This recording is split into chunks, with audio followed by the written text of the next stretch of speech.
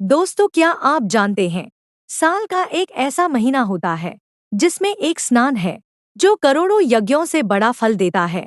एक ऐसा महीना जिसमें देवता भी पृथ्वी पर उतर आते हैं, और इंसान अगर इस समय की शक्ति नहीं समझ पाया तो वह जीवन का सबसे बड़ा मौका खो देता है।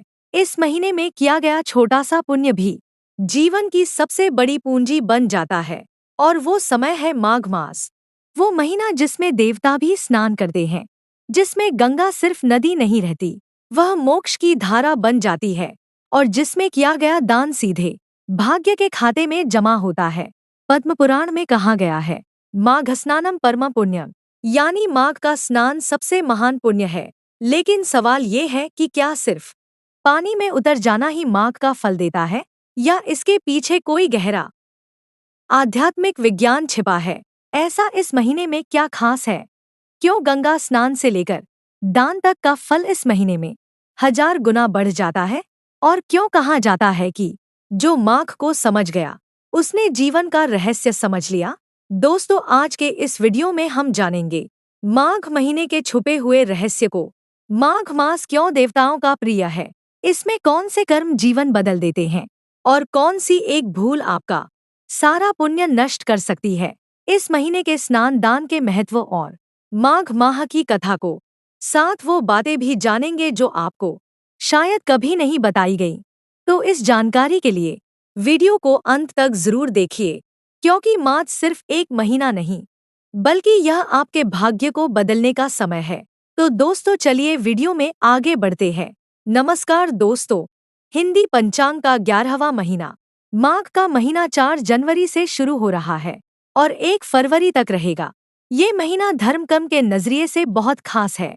इस महीने में किए गए पूजन, तीर्थ दर्शन और नदी स्नान से धर्म लाभ के साथ ही स्वास्थ्य लाभ भी मिलते हैं।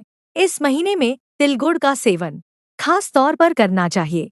माघ मास में प्रयागराज में स्नान करने का महत्व काफी अधिक है। जो लोग इस माह में प्रयाग में स्नान करते हैं उन्हें अश्वमेध यज्ञ के समान पुण्य फल मिलता है। इस शुभ काम से भगवान विष्णु की भी विशेष कृपा मिलती है। ऐसी मान्यता है कि माघ मास में नदी स्नान करने से भक्तों की सभी मनोकामनाएं पूरी होती हैं और जीवन में सुख शांति बनी रहती है। इस महीने में भगवान श्री कृष्ण की पूजा करने और नदी में नहाने का महत्व बताया गया है। इस पवित्र महीने के दौरान नदियों में नहाने से ही पुण्य मिल जाता है, क्योंकि पुराणों में कहा गया है कि माघ महीने के दौरान गंगाजल में भगवान विष्णु का कुछ अंश रहता है।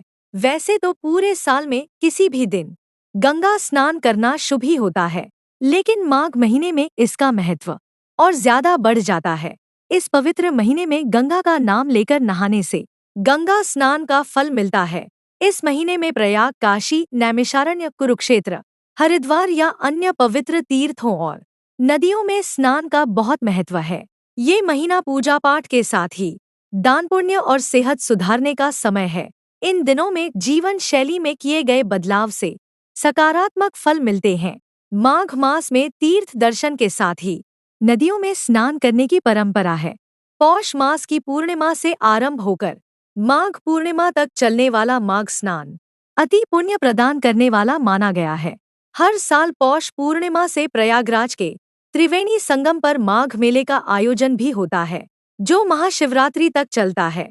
दोस्तों, प्रयाग में हर वर्ष लगने वाले इस मेले को कल्पवास भी कहा जाता है। माघ स्नान करने वाले मनुष्यों पर भगवान विष्णु प्रसन्न रहते हैं और उन्हें सुख, सौभाग्य, धन, संतान और मोक्ष प्रदान करते हैं। यदि सकाम भाव से माघ स्नान किया जाए तो उससे मनोवांछित फल की सिद्धि होती है, और निष्काम भाव से स्नान आदि करने पर वह मोक्ष देने वाला होता है, ऐसा शास्त्रों में कहा गया है। दोस्तों, अगर आप नदी में स्नान नहीं कर पा रहे हैं तो अपने घर पर ही पानी में थोड़ा सा गंगाजल मिलाकर स्नान कर सकते हैं। ऐसा करने से भी नदी स्नान के समान पुण्य मिल सकता है। घर पर गंगाजल से स्नान करने के बाद सूर्य को अर्घ्य जरूर चढ़ाएं। ध्यान रखें, अर्घ्य देने के लिए ऐसी जगह का चयन करें जहां सूर्य को चढ़ाए हुए जल पर किसी के पैर न लगे। इसके बाद घर के मंदिर में अपने इष्टदेव की पूजा करें और मंत्र जप करें। पद्म पुराण के अनुसार पूजा तपस्या, यज्ञ आदि से भी श्री हरि को उतनी प्रसन्नता नहीं होती जितनी कि माघ महीने में प्रातः स्नान कर जगत को प्रकाश देने वाले भगवान सूर्य को अर्घ्य देने से होती है। इसलिए सभी पापों से मुक्ति और भगवान वासुदेव की प्रीति प्राप्त करने के लिए प्रत्येक मनुष्य को माघ स्नान कर सूर्य मंत्र का उच्चारण करते हुए सूर्य को अर्घ्य अवश्य प्रदान करना चाहिए। इस मास में तिल, गुड़ और कंबल के दान का विशेष महत्व माना गया है। मत्स्य पुराण का कथन है कि माघ मास में जो व्यक्ति ब्रह्मवैवर्त पुराण का दान करता है उसे ब्रह्मा लोक की प्राप्ति होती है।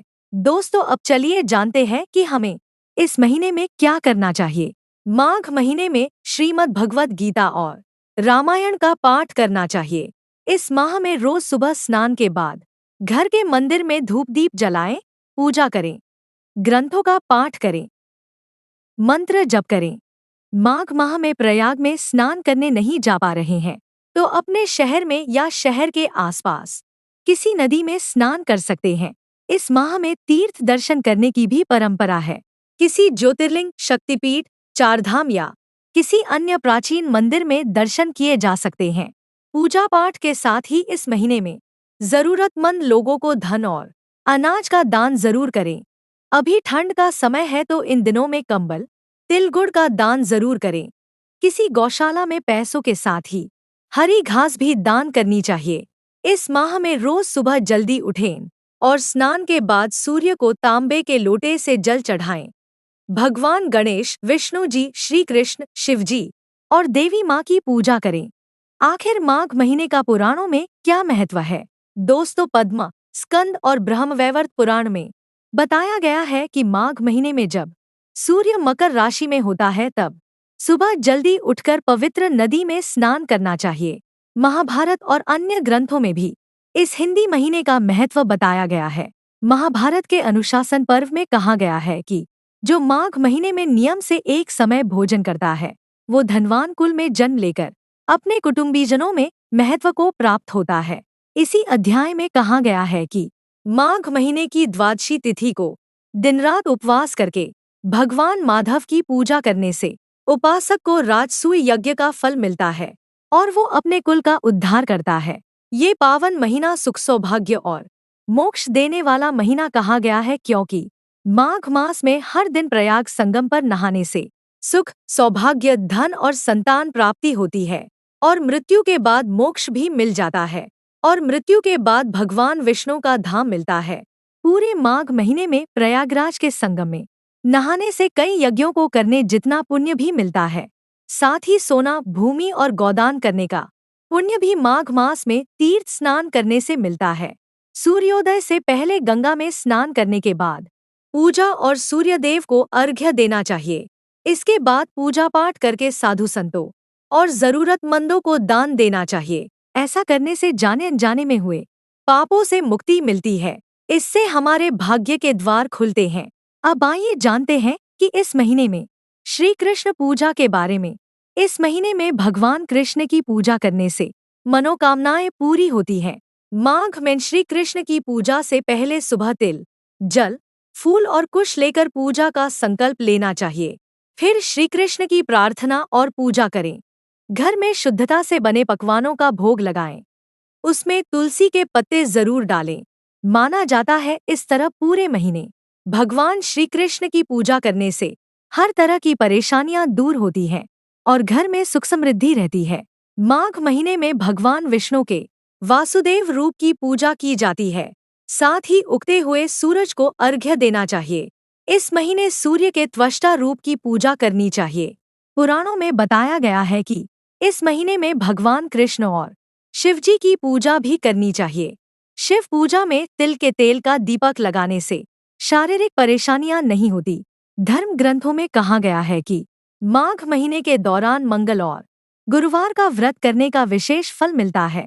दोस्तों, आखिर इस माह का इतना महत्व क्यों है? महाभारत के अनुशासन पर्व में माघ माह के स्नान, दान, उपवास और माधव पूजा का महत्व बताते हुए कहा गया है कि इन दिनों में प्रयागराज में अनेक तीर्थों का समागम होता है। इसलिए जो प्रयाग या अन्य पवित्र नदियों में भी भक्तिभाव से स्नान करते हैं वह तमाम पापों से मुक्त होकर स्वर्गलोक के अधिकारी हो जाते हैं।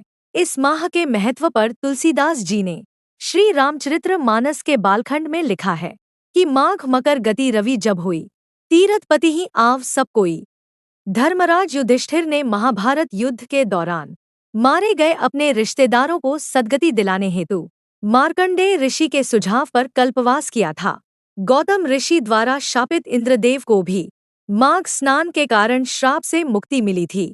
माघ मास में जो पवित्र नदियों में स्नान करता है उसे एक विशेष ऊर्जा प्राप्त होती है, जिससे उसका शरीर निरोगी और आध्यात्मिक शक्ति से संपन्न हो जाता है। माघ स्नान से शरीर के पाप जलकर भस्म हो जाते हैं। इस मास में पूजन अर्चन व स्नान करने से भगवान नारायण को प्राप्त किया जा सकता है। ग्रंथों में माघ मास के महत्व के बारे में बताया गया है। महाभारत के अनुशासन पर्व के अनुसार जो माघ मास में नियम से एक वक्त खाना खाता है वो धनवान कुल में जन्म लेकर अपने परिवार में महत्वपूर्ण होता है। इसी अध्याय में कहा गया है कि माघ मास की द्वादशी तिथि को दिन रात उपवास करके भगवान माधव की पूजा करने से उपासक को राजसूय यज्ञ का फल प्राप्त होता है और वह अपने कुल का उद्धार करता है। दोस्तों, अब एक प्रश्न है कि आखिर इस महीने में कब स्नान करें? दोस्तों, महाभारत और अन्य पुराणों में कहा गया है कि इस महीने में सूर्योदय से पहले उठकर गंगा या अन्य पवित्र नदियों में स्नान करना चाहिए। ऐसा न हो पाए तो घर पर ही पानी में गंगाजल की कुछ बूंदें डालकर नहाने से तीर्थ स्नान का पुण्य मिल जाता है। साथ ही पानी में तिल डालकर नहाना चाहिए, इससे कई जन्मों के पाप खत्म होते हैं। इस महीने तांबे के बर्तन में तिल भरकर दान करना चाहिए। माघ मास का स्नान कुछ इलाकों में तो सूर्य के दक्षिणायन से उत्तरायण में आते ही यानी मकर संक्रांति के दिन से शुरू होता है, लेकिन अधिकतर स्थानों पर इसकी शुरुआत पौष पूर्णिमा के दिन से ही हो जाती है। स्नान का उत्तम समय सूर्योदय से पूर्व माना जाता है, जब आकाश में तारागण दिखाई दे रहा हो। ब्रह्मा, विष्णु, महेश, आदित्य, मरुदगण तथा अन्य सभी देवी देवता माघ में संगम स्नान करते हैं। मान्यता है कि प्रयाग में माघ मास में 3 बार स्नान करने का फल 10,000 अश्वमेघ यज्ञ से भी ज्यादा होता है। दोस्तों, ये थी जानकारी माघ मास की और उसमें किए गए स्नान की। अब आइए जानते हैं माघ मास की कथा को। दोस्तों, प्राचीन काल में नर्मदा किनारे सुव्रत नाम का ब्राह्मण रहता था। वो वेद, धर्मशास्त्रों और पुराणों के जानकार थे। कई देशों की भाषाएं और लिपियां भी जानते थे। इतने विद्वान होते उन्होंने अपने ज्ञान का उपयोग धर्म के कामों में नहीं किया। पूरा जीवन केवल धन कमाने में ही गंवा दिया। जब वो बूढ़े हुए तो याद आया कि मैंने धन तो बहुत कमाया, लेकिन परलोक सुधारने वाला कोई काम नहीं किया। ये सोचकर दुखी होने लगे। उसी रात चोरों ने उनका धन चुरा लिया, लेकिन सुव्रत को इसका दुख नहीं हुआ, क्योंकि वो तो परमात्मा को पाने का उपाय सोच रहे थे। तभी सुव्रत को एक श्लोक याद आया, माघे निमग्नाः सलिले सुशीते विमुक्त पापास्त्रिदिवं प्रयान्ति। उनको अपने उद्धार का मूल मंत्र मिल गया। फिर उन्होंने माघ स्नान का संकल्प लिया और 9 दिनों तक सुबह जल्दी नर्मदा के पानी में स्नान किया। 10वें दिन नहाने के बाद उन्होंने अपना शरीर त्याग दिया। सुव्रत ने जीवन भर कोई अच्छा काम नहीं किया था, लेकिन माघ में स्नान के बाद उनका मन निर्मल हो चुका था। जब उन्होंने प्राण त्यागे तो उन्हें लेने दिव्य विमान आया। उस पर बैठकर वो स्वर्ग चले गए। तो दोस्तों, ये थी माघ मास की पावन कथा। दोस्तों, चलिए अब जानते हैं कि इस महीने में हमें कौन से काम जरूर करने चाहिए। इसमें काम है सूर्योदय से पूर्व स्नान। दोस्तों, इस मास में गंगाजी या अन्य पवित्र नदियों में स्नान करना बहुत पुण्यकारी माना गया है। स्नान का उत्तम समय सूर्योदय से पूर्व माना जाता है। मान्यता है कि विधिवत स्नान करने से भगवान विष्णु की कृपा हमेशा बनी रहती है। यदि आप नदियों में स्नान करने नहीं जा सकते तो आप घर में ही थोड़ा सा गंगाजल नहाने के पानी में मिलाकर स्नान करें। मान्यता यह भी है कि माघ अमावस्या के दिन विधिवत स्नान करने से पितरों की आत्मा को शांति मिलती है।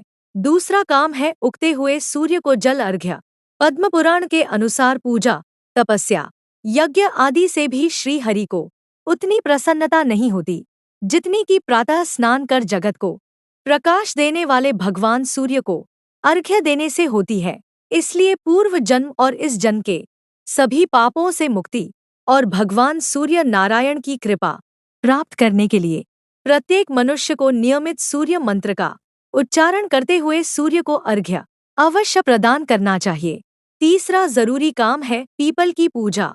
शास्त्रों के अनुसार रविवार को छोड़कर नियमित रूप से पीपल की पूजा को बहुत अच्छा माना जाता है।